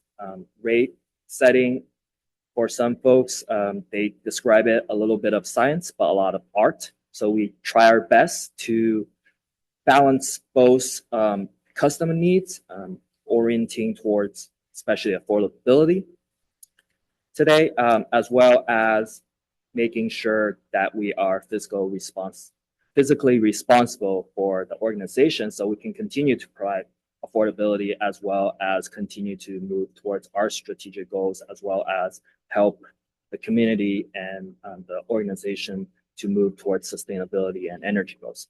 So more specifically, the objectives for our rate development policy, we try to reach and look towards fiscal responsibility in terms of cost recovery, try to meet and maintain our reserves. Of course, we want to provide rate competitiveness and choice, as well as maximize customer value and stability, equity, which we will talk more about in the next few slides. We also want to make sure that our rate structures are as simple and as easy to understand for the customers. So we also want to promote transparency as well. Next slide, please.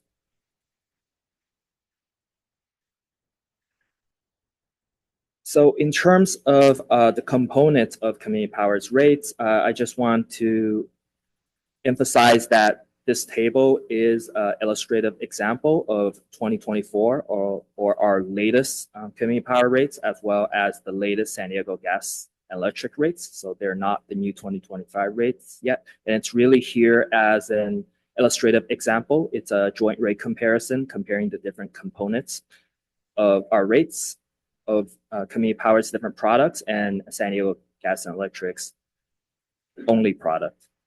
So our rates are made up of generation costs, the cost to procure power, as well as we have a component consisting of San Diego and electric's delivery costs. So the costs in terms of maintaining and paying for the infrastructure for transmission and delivery. There are also additional fees that I want to provide a bit more detail on. So first is the franchise fee. It's a surcharge applied for the use of the public right-of-way. All customers are assessed the franchise fee, and all customers are also assessed the power charge indifference adjustment.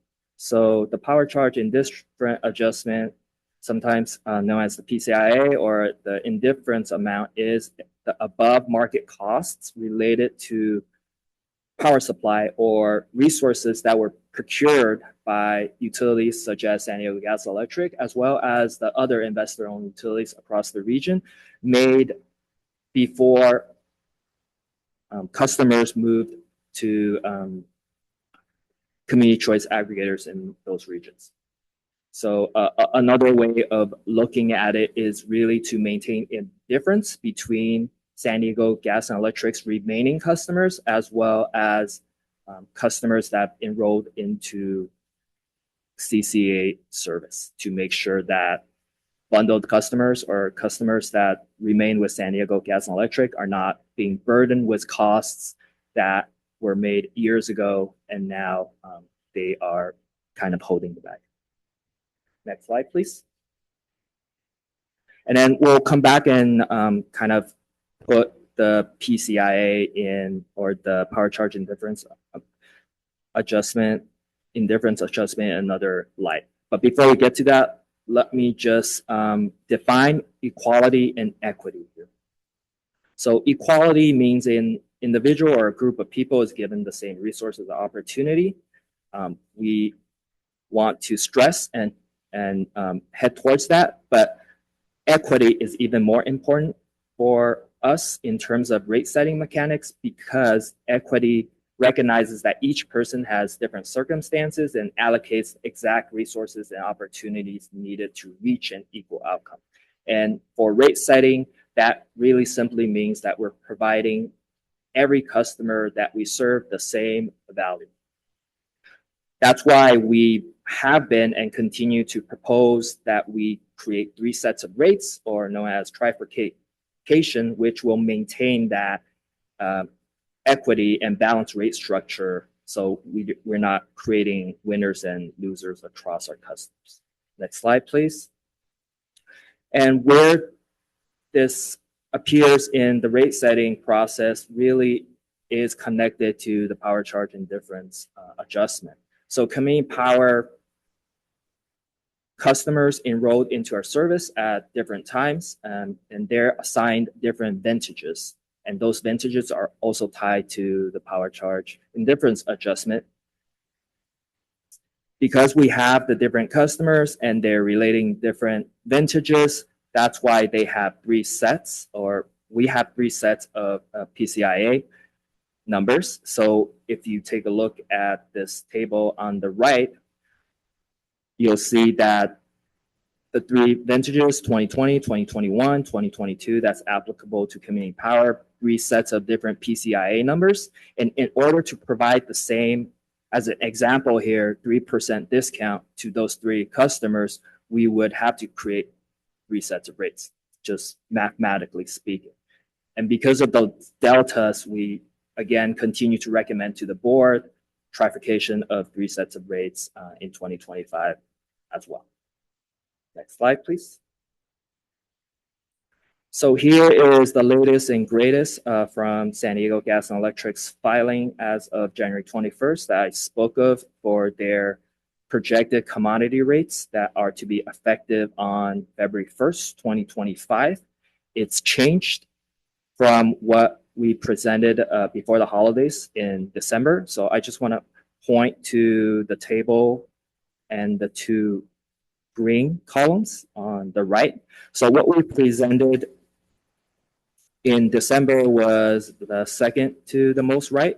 So that 10/1/2024, which is their current effective rate, compared to their proposed 1/1/2025 rate. So at that time, they were projecting a 6.2% commodity rate increase across the system average. As of their filing 2 days ago, that's been cut in half to a 3.32% commodity rate increase. And the primary driver for first, the increase in commodity rates is SDG&E's general rate case impact that I spoke of earlier. So the commission adopted that in December. So those new increase in revenue requirements have been folded in. So increases in kind of both of their projections back in December as well as right now. But why those projections have decreased is back in December, they were their proposed increase included all of their revenue requirements. So they assume that the commission will adopt 100% of their revenue requirement. And in reality, the commission only adopted less than what they asked for. That's why what we see right now is half of kind of the projection that we saw back in December. And I just want to also stress that this is only the commodity rate change. Community power, we don't set the delivery rate, but that is actually the majority part of the general rate case. That's so on top of the commodity rates, I also want to mention that the PCIA, or the indifference amount, will still continue to be all negative in 2025. What we saw back in December, it's just a little less negative because now the November and December power information has been folded into them. So it has been actualized.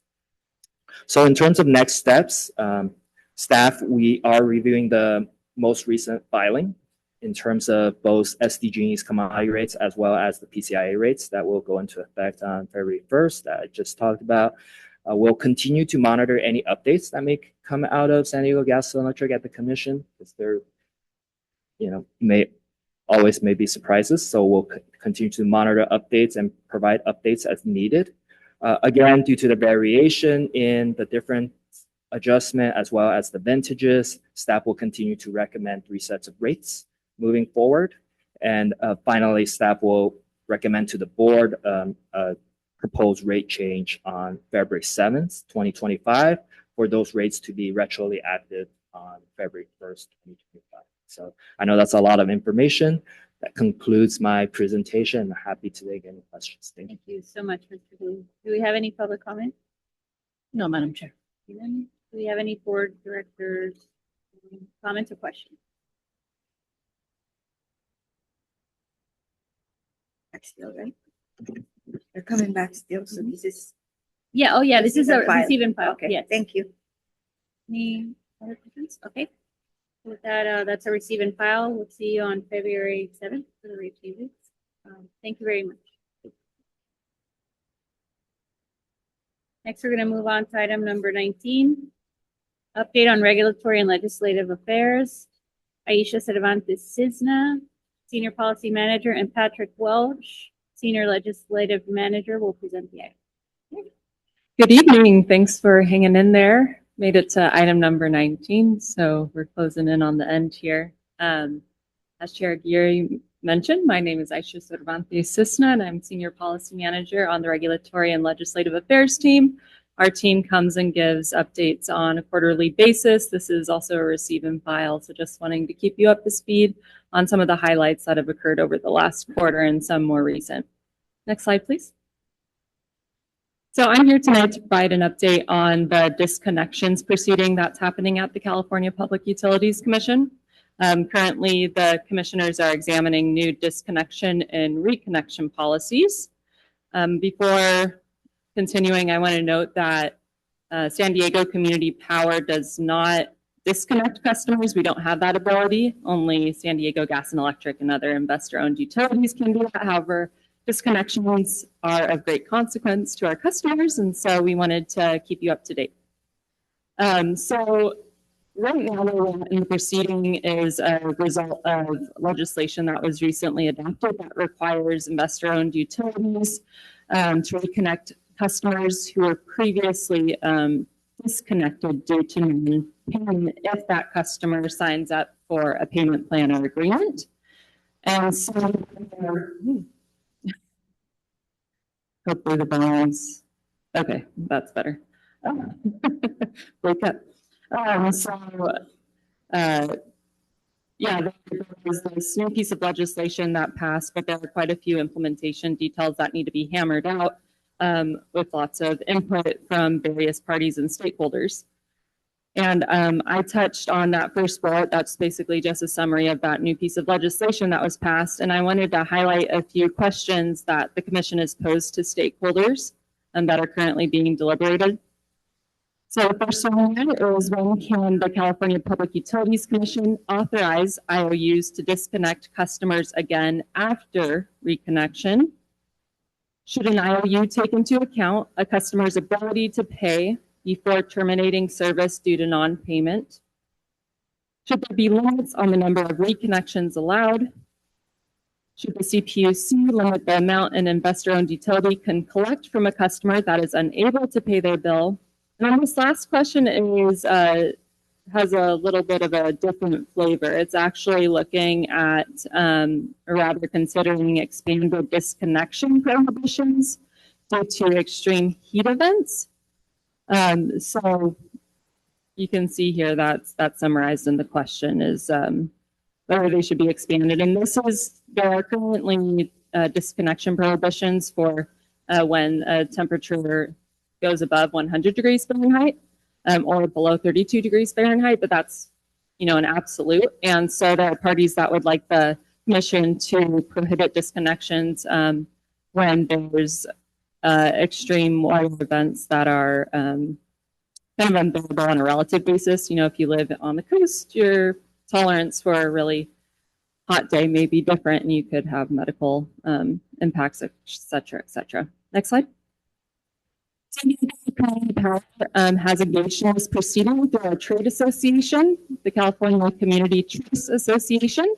And I just wanted to summarize the positions that Cal CCA has taken. So there's a priority on balancing customer protections with arrearages to mitigate the level of arrearages going back into rates. So these are more of a high-level principled stance that Cal CCA is taking.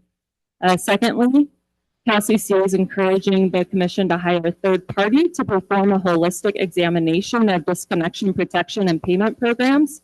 In order to craft effective policies, you want to get a lay of the land and know what the root causes are. So that's the second recommendation. And then the third CalCC position is in support of adopting expanded disconnection protections for high and low temperature risks. And with that, I will hand it off to Patrick for our legislative update. Thank you. Thank you, Aisha. Good evening, Patrick Welch, Senior Legislative Manager. Try to keep you a brief update on what's happening in our state and nation's capital and how SDCP as an organization is navigating different proposals, legislative proposals on energy policy. And as a reminder, and for the new board members, SDCP as an organization, as staff, we engage on policy matters through a board-approved policy platform that was last approved and amended in February of last year. So we use those as guidelines as new bills, laws, and regulations are proposed. We basically match that up against the policy guidelines that the board approved and then take positions based on that. So I have 3 updates for you today. The first is that our team is tracking funding opportunities, which is really a moving target, both at the state and federal level. And consistent with our board-approved policy principles, we issued a joint letter with 7 other CCAs urging support of state funding for a program called the Distributed Electricity Backup Assets Program, or DEBA, which was created in 2022. Basically, it can help pay for batteries and other distributed assets in homes. It is yet to be funded due to a variety of constraints at the state level. And so we think that is a potential opportunity for SDCP and other CCAs to hopefully leverage outside funding sources. The governor made his January budget proposal on January 10th, and happy to report he included $180 million in it for this program. There is still a long way to go until that state budget gets approved, which will be sometime around June 15th, and we'll continue to advocate for inclusion of that funding so that that could potentially be something that the organization can pursue down the line. Second is that the state legislature began its new 2025-26 legislative session on December 2nd. Legislators have until February 21st to introduce new bills. Last year, just to give you a context, there were about 130 energy-related bills that we tracked and monitored, 12 of which we officially and directly engaged on. We are expecting, like in 2024, 2025, to have a significant focus on affordability. There is a new chair of the Senate Energy Committee. There's a continuing chair of the Senate Utilities Committee, and both of them had made very strong statements about creating that as a focus as they're crafting new laws. The governor has also signaled his intent to work with the legislature on affordability reforms. We don't yet know what that means for community choice aggregators like SDCP, but certainly know that affordability is a really important topic here locally. So wanted to connect that dots with also what's happening in Sacramento and what staff will be looking at really closely to see what we think laws and regulations that can be helpful for us to achieve our affordability goals. Next slide, please. And lastly, the third update on what's happening in DC with respect to SDCP. We issued a letter actually this week in anticipation that the new Congress working with the new administration will be potentially pursuing changes to the Inflation Reduction Act, which established tax credits that we are able to leverage through our power purchase agreements, and also that residents are able to leverage for devices and appliances in their homes. We don't know exactly what Congress will do, but working with our federal representatives and working in partnership with other CCAs, we're being proactive on this measure and really outlining what some of our priorities are for what we call the ITC, or investment tax credit, and production tax credit. We're advising our congressional delegation, don't make any retroactive changes. I think we've signed somewhere around 13 PPAs. All of those have folded in some provisions of the Inflation Reduction Act. So obviously we don't want anything clawed back. We are outlining to our congressional delegation really the benefit to the tax credit of bringing down those PPA prices and counteracting other inflationary prices and really helping us maintain those affordable rates. And then we've also been able to take advantage in a couple cases of what they call tax credit adders for domestic content. So if you build a solar farm with steel that comes from US or certain locations, you can get a 10% tax credit. Or if you build in a location that is what's called an energy community, or a community that is economy has historically relied on fossil fuels, you can get another 10% adder. So we've been able to take advantage of those as an entity too. And those costs, once those PPAs will come online, or those cost savings, we will pass on to customers. So that, along with 2 residential energy tax credits that will make it cheaper for people to buy heat pumps, batteries that will be eventually folded into the virtual power plant.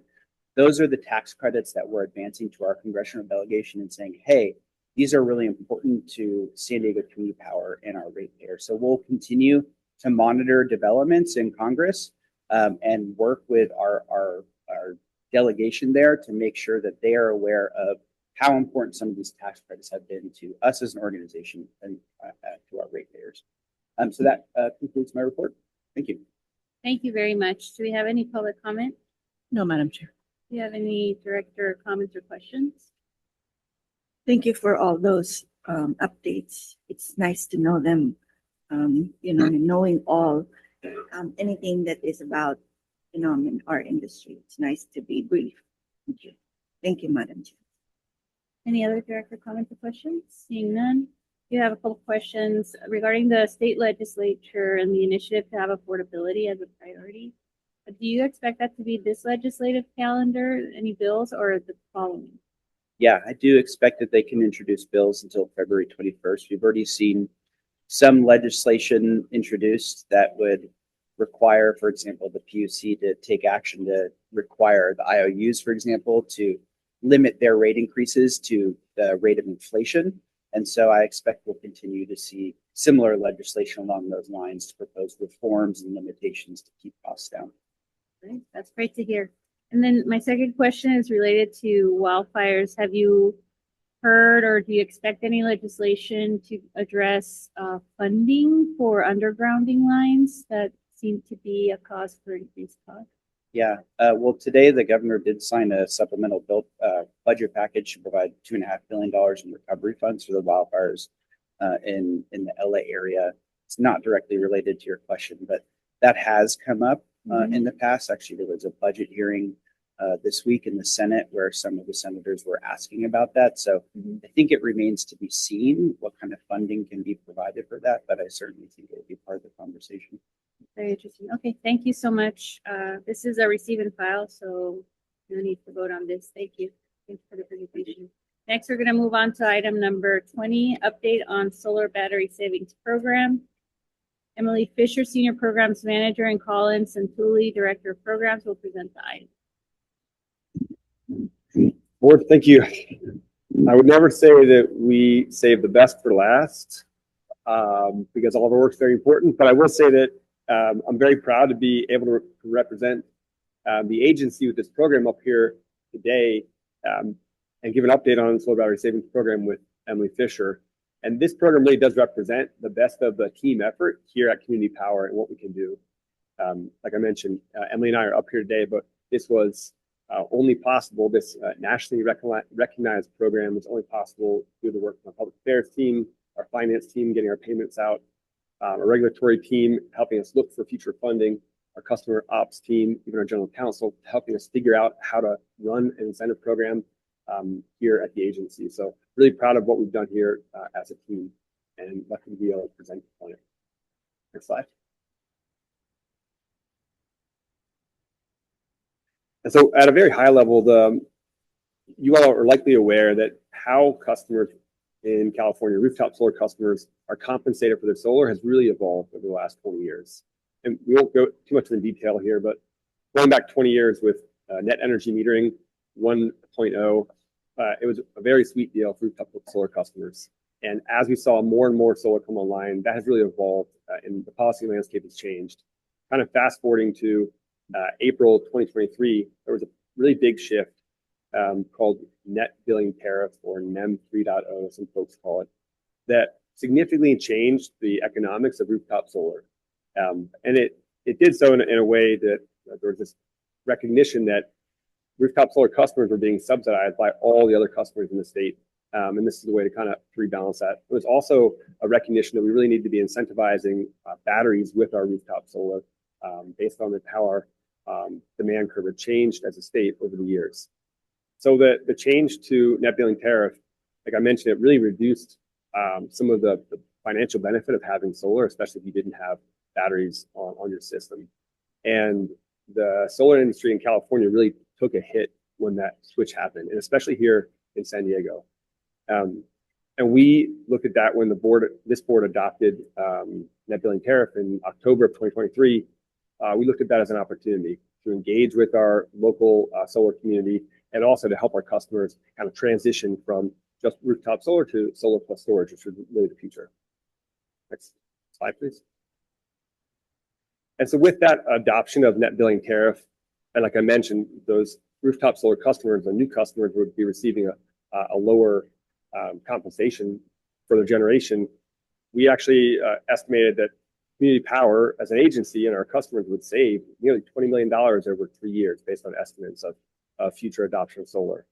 And we committed to this board back in October when you adopted net billing tariff that we would take those savings and pass those on back into all the customers through rate savings and adders and customer programs like the one here we're giving you an update on. Next slide. So we created the Solar Battery Savings Program with the goal of installing solar and storage in single-family homes throughout our territory with a focus in communities of concern. Specifically, we had a target of 50% of our incentives. We were also trying to address one of the things that earlier presenters, Morgan, mentioned, the 15% local capacity goal, as well as really looking to provide reliable capacity for our on-peak hours. And then again, we wanted to build strong relationships with our customers and with industry here. And so with that, we needed an expert. We brought in Emily Fisher to lead the program, and she'll talk through the design and tell you about the results. All right, thank you, Colin, and thank you, board. Good evening. I'm Emily Fisher, Senior Program Manager working on the Solar Battery Savings Program. You can go to the next slide. So after establishing the program goals that Colin just went through, we spent several months developing program design concepts. Staff researched existing utility programs throughout the nation to understand successes and lessons learned. Specifically, we talked with other California Choice aggregators to understand what programs they've implemented and what worked, what didn't work, and what their plans were for future programs. We engaged with relevant organizations like the California Solar and Storage Association. We've also launched a partnership with them to essentially just stay engaged with the industry and make sure we were aware of what was going on. We interviewed many battery manufacturers, installers, providers to understand what works from their perspective and how we can make this program successful. And then we did hold 2 workshops in January of last year where we had over 70 attendees that spanned the industry to open the door to feedback and other comments about the proposed program design. Next slide. So based off of the research we did and the feedback we received, we developed the program design. So here is the program incentives. There are 2 different categories for incentive eligibility. So we have market rate and then the CARE, FARA, and or community of concern category. So CARE is the California Alternate Rates for Energy program, and FARA is the Family Electric Rate Assistance program, both of which are programs that SDG&E offers for low-income customers that they can sign up for. And then communities of concern include disadvantaged communities determined by Cal and Virus Screen, low-income priority populations, and additional census tracts included from Chula Vista and San Diego. And then there are 2 different types of incentives. We have an upfront incentive and a performance incentive. So you'll see that the market rate customers did not have any solar incentive for upfront, but they did have a storage upfront incentive of $350 per kilowatt hour, which is roughly 20 to 25% of the battery system cost. And then the performance incentive of 10 cents per kilowatt hour based on the actual battery performance during our specified dispatch window. That's a daily basis. And then for our CARE FARA and our communities of concern, they did have a solar upfront incentive of $450 per kilowatt, and that's roughly 10 to 15% of a solar system cost. And then $500 per kilowatt hour storage incentive, which again is roughly 30 to 35% of that battery system cost. And then they had the same 10 cents per kWh for the performance incentive, again, based on how the battery was performing during our daily dispatch. You go to the next slide. All right, so now how does this program work in practice? So this is an average Community Power's residential customers' consumption throughout the day. So you can see that orange bar that goes from hour 0 to through 23. And as the sun starts rising in the morning, it's powering the home during those hours. But then there is also excess power produced from that solar as well. And in this case, the excess solar is going to charge the battery, and the additional excess would be going back to the grid if there is any. And then as you can see, during the on-peak hours, the battery starts to discharge. In this example, the discharge window is from 7 to 9 p.m. So that battery is discharging at 50%. We have a minimum of 50% participation of the batteries during these dispatch windows. So that's what this battery is doing in this example. And so given, I do want to note, this is just an example. It can vary, drastically per customer depending on the battery selected, how they're consuming energy, a whole lot of other variables. You can go to the next slide.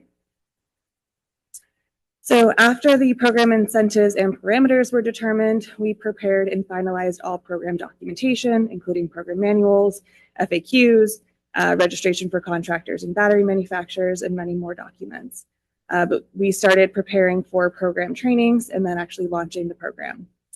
So since contractors really were the messengers to our customers about this program, we mandated contractor training. So in June and July, we held 4 in-person contractor trainings.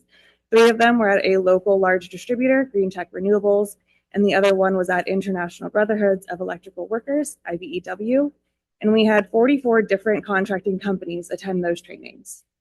We converted that training to a mandatory video training for any additional contractors that grew interested into the program after it had officially launched.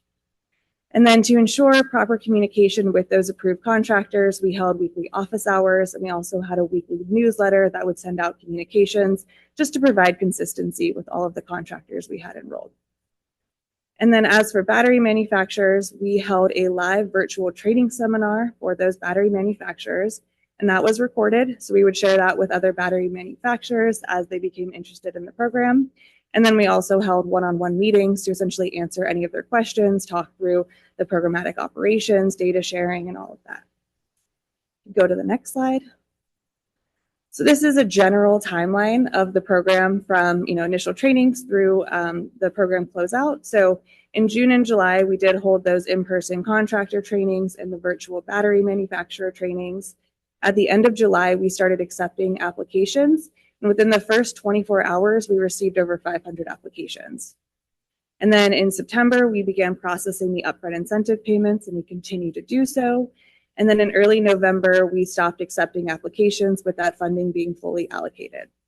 And then in December, we released contractor and customer surveys, and we're continuing to collect that data and feedback. Next slide. Now onto the fun stuff. So our customer success, through the course of the program, we approved over 1,600 projects and over 2,200 batteries, showing that a lot of customers did opt to install more than one battery.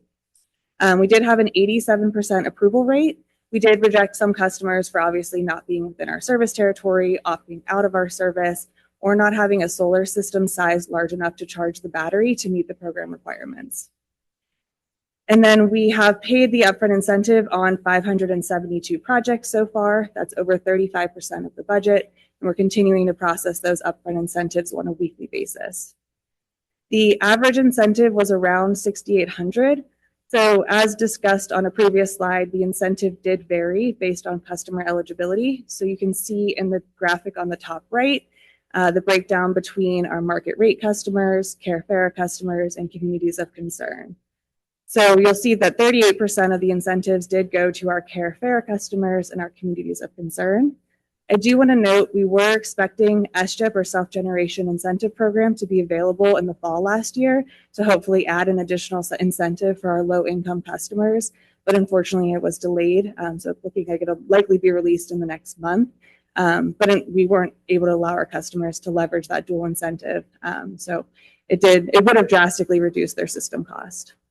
And then The graphic on the bottom shows the distribution between net energy metering customers and net billing tariff customers. And you'll see that 41% of participants were customers that were net billing tariffs, so they didn't have any existing solar or storage. And then we did see that about 14% of net energy metering customers did opt to add additional solar at a minimum value to essentially stay on their net energy metering, but it was exciting to see that they were opting to add additional solar as well. And then this program should see about 5 megawatts of solar on these residential rooftops across that participation. And then we had customer participation across all member agencies. Most member agencies were proportional to the number of single-family homes within that territory. We did see less participation than we were expecting in South County. We're working on strategies and partnerships to improve that for the next round. And then additionally, not on this slide, we did have 63 re-enrollments within Community Power Service through this program, which was exciting to see that there was a lot of re-enrollments coming in. And then overall, we will have 7.4 megawatts enrolled in the program. So we will have the ability to discharge those batteries and that amount of capacity during our specified dispatch window. So last year, we did report to the California Energy Commission that we'd expect 5 megawatts. So we're happy to see that we'll likely exceed that. Next slide. So over the course of the program, we had 50 approved contractors in the program. 77% of them were actively participating in the program. We had 37% were diverse business enterprises, 4% were union, and then 40% of contractors had 15 projects or more. So you'll see that table on the right-hand side. We did have a cap of 25% of the total budget going to a single contractor. So you'll see that Baker Home Energy did actually meet that cap. And then 37% of contractors did have less than 15 projects. But we had participation from small and large contractors within this program. 40% of the approved contractors had 10 employees or less, which is exciting to see that we're really hitting kind of the small market within this program. And overall, the feedback we've received from contractors in the survey has been positive. In our conversations with contractors, they've been incredibly appreciative of this program with the transition to net billing tariff. And just to state one example, Bill Brothers, a contractor with high participation in communities of concern, said that they've seen more batteries installed since this program started than over the last 5 years just within their organization. You can go to the next slide. So over the course of this program, we approved 14 battery manufacturers with over 40 different battery products. So we had a wide array of options available for our customers. Only 8 of those 14 battery manufacturers had products installed or planned for install through this program. So you'll see 83% of projects had Tesla with that Powerwall 3 release, but kind of right when this program launched. And then Enphase and Sonnen coming in second and third. So we did have over 2,200 batteries again. The next slide. And then some more exciting news. The program was featured as a case study in the Department of Energy's Virtual Power Plant Liftoff report about 2 weeks ago. So it's very exciting to see our agency mentioned in a national report. We are continuing to collect contractor and customer feedback, getting good feedback, and informing potential programmatic improvements. And then we're planning a program evaluation this quarter to again inform the future program iteration. And then finally, we're evaluating the feasibility of a small non-residential pilot. And that concludes my presentation. We'll open it up for questions. Thank you so much for the presentation. Do we have any public comments? No, Madam Chair. None. Do we have any director comments or questions? None. That's really cool that we were featured in the report. I think that's a testament to the good work that you all have been doing. Thank you very much. Thank you. Next, we're going to move on to our CEO's report. Okay, yes. Good evening. Next slide. This will be a speed report, if you will. I realize we're a little bit over time. So as always, we've been out and about. We have most recently kicked off the new year by visiting several San Diego libraries, including the Encinitas Library, the Mission Valley Library, and the Beach Library. We hosted our board orientation, as you all know, and thank you for attending. It was great to see also our community advisory committee members. And thank you also to the board members who have taken our branding refresh survey. If you have not had a chance to take the survey, please do so. The team will reshare the link with you tomorrow, so it's top of your inbox. We'll also be reaching out with information about our customer feedback survey, which we will encourage you to share with your constituents. It's going to allow us to, for local communities to share what matters to them most right now when it comes to their energy. So we'd really appreciate your help spreading the word. Another exciting update in between February and April, we plan to provide updates on Community Power's rates and rate products, programs, and procurement efforts at each of your member agencies over the next couple of months. So you'll be hearing how to schedule those. And then as always, well, not as always, but right now we are continuing to hire. We are currently hiring an origination manager, a rates analyst, and a senior program associate. Lastly, we are welcoming Karen Lai, our senior counsel, and Stephen Yee, associate director of IT and data analytics, to the Community Power team on February 4th, as well as Janine Kamara, director of portfolio management and power services, starting on February 18th. Thank you, and that concludes my report. Thank you so much, CEO Burns. Seeing no additional comments from my colleagues, this meeting is adjourned. Our next Community Power meeting will be February 7th. Thank you, Madam Chair. Thank you.